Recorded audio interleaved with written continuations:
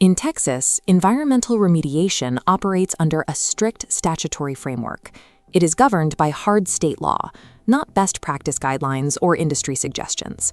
Specifically, Title 16, Chapter 78 of the Texas Administrative Code, known as the Texas Mold Assessment and Remediation Rules, or TMARR, dictates every action concerning mold that affects indoor air quality.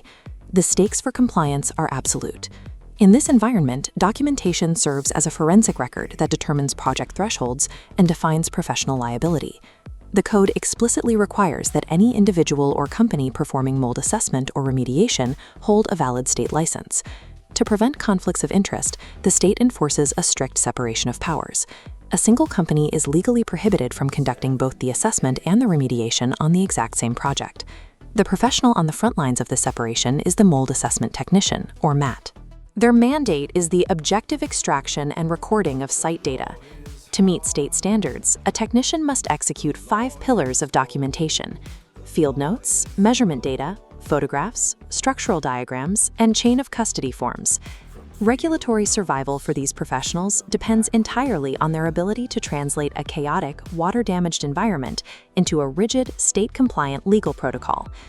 The documentation process starts with field notes. These act as the raw, chronological record of every finding observed the moment the technician steps onto the site. Before interior inspection begins, the technician must document the environmental context of the structure.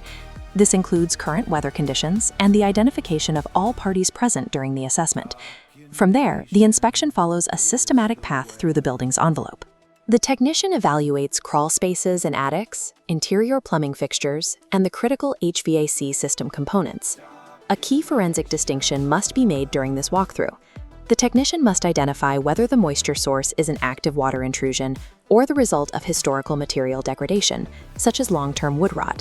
Under Section 78.100b of the Code, these observations must isolate the exact underlying cause of the moisture problem that allowed the mold to grow. These detailed notes form the primary evidentiary basis to draft a specific, actionable remediation protocol. Without this systematic qualitative baseline, there is no legal proof that the source of the growth has been found and corrected. Qualitative observations alone are insufficient. The technician must transition to capturing hard, quantitative measurement data. This line chart maps indoor relative humidity percentages over time. Mold spores require specific climates to germinate, and as the humidity approaches the 50% mark, the environment enters the danger zone for microbial growth. To map the actual affected area, the technician establishes a dry standard. This compares unaffected material in a normal part of the building against the elevated moisture content of the water-damaged substrates. For wood-based framing in Texas, the metrics are highly specific. A moisture reading below 17% is normal. Readings between 17 and 20% are considered elevated, and anything above 20% is classified as wet. These precise readings provide the contractor exact drying goals to restore the structure to its baseline. To guarantee the validity of these readings, all diagnostic equipment must undergo documented monthly calibration in accordance with IICRC S520 standards. If a technician uses uncalibrated meters, every data point collected can be rendered inadmissible during a state audit or dismissed outright in an insurance claim. Only calibrated metrics provide the objective mechanism required to define the physical scope of remediation. The numbers must be verified visually. Under Section 78.150, photographs serve as the primary visual evidence required by state law to justify the remediation plan. The state enforces a strict timeline for this evidence. Copies of all required photographs must be delivered to the property owner no later than 10 calendar days after the project's stop date. The documentation must follow a specific taxonomy: identification photos of the property, source photos of the leak, wide-angle shots of the affected area, and diagnostic photos. The diagnostic photo requirement is particularly rigorous. The technician must physically photograph the moisture meter screen against the substrate to visually validate the written data in their field notes. To prove the remediation was successful, this photographic taxonomy must be captured before any work begins, and again during the final clearance phase. Failing to provide or maintain these photographs is a direct violation of state law, triggering administrative penalties of up to $1,000 per violation. Thorough photo documentation removes ambiguity, providing irrefutable proof of the technician's initial findings and the remediator's final results. All observational and metric data is then mapped onto a structural diagram, which acts as the blueprint for the remediation protocol. This schematic is used to calculate the most critical metric in Texas mold law, the 25 contiguous square foot rule. If the affected area reaches this number, the project triggers full professional regulation. The law specifies contiguous growth. This means the mold is physically connected within a single area, rather than scattered in isolated patches across the building. Once that 25 square foot threshold is met, the regulatory environment shifts instantly. The law now mandates the use of licensed remediation professionals, formal containment barriers, and a written protocol. There is one notable exemption. Homeowners performing remediation on their own residential property are exempt from this threshold, regardless of the affected area's size.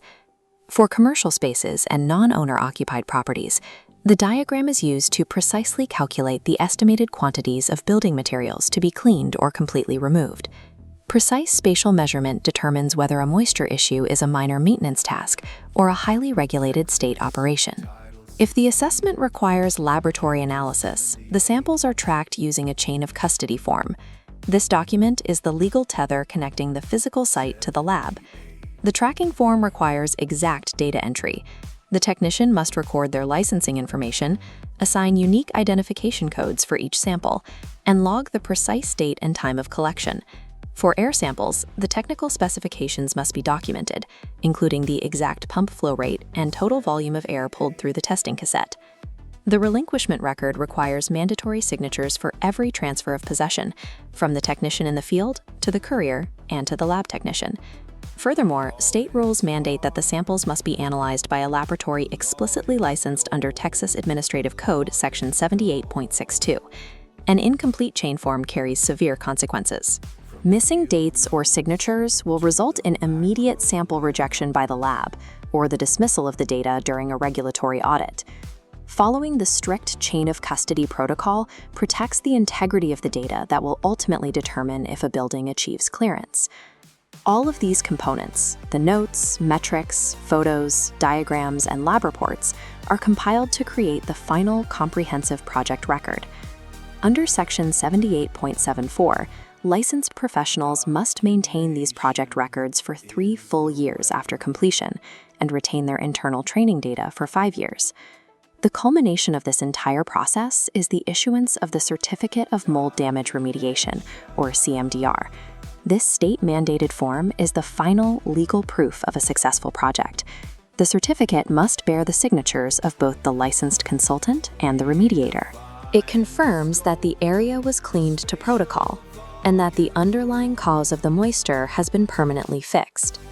Once issued, the property owner has a legal duty to provide a copy of this certificate to any potential buyer during the 5 years following the remediation.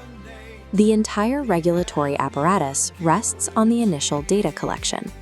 Meticulous field documentation enables a defensible protocol, which in turn guarantees successful clearance. Precision in the documentation phase is the legally accepted method for restoring the financial, health, and structural integrity of a building in the state of Texas.